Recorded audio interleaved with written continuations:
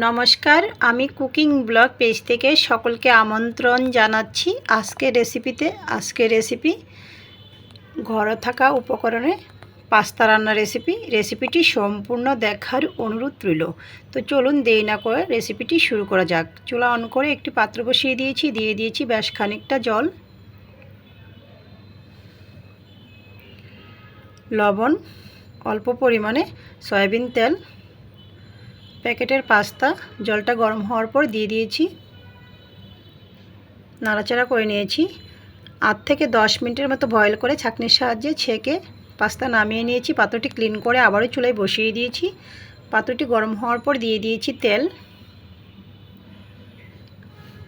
2টি ডিম, স্বাদ মতো লবণ। নাড়াচাড়া করে ডিমটা ঝুরি ভাজা করে নেব।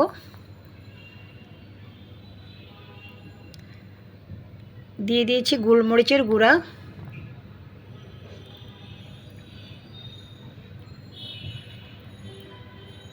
ডিম ভাজা হয়ে গিয়েছে, নামিয়ে নিয়েছি। একই তেলে দিয়ে দিয়েছি মিহি করে কেটে রাখা রসুন, পেঁয়াজ,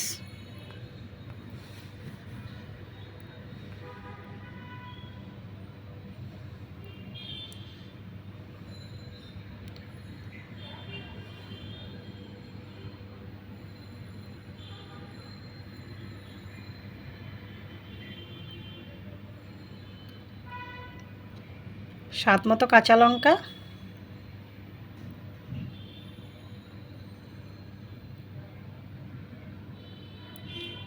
অল্প পরিমাণে সয়া সস, টমেটো সস,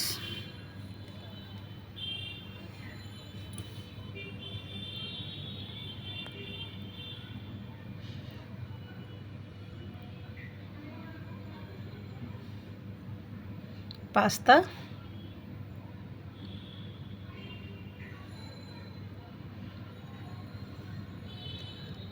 পাস্তার প্যাকেটের যে মশলাটা ছিল মশলাটা দিয়ে দিয়েছি।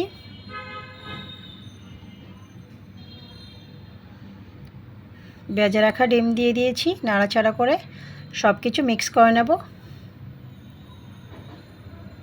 আরও মিনিট 3 রান্নার পর রেডি হয়ে গিয়েছে আমার পাস্তা রান্না। রেসিপিটি ভালো লাগলে আমার ফেসবুক পেজটা ফলো, ইউটিউব চ্যানেলটা সাবস্ক্রাইব করুন, সাথেই থাকুন। সকলকে ধন্যবাদ।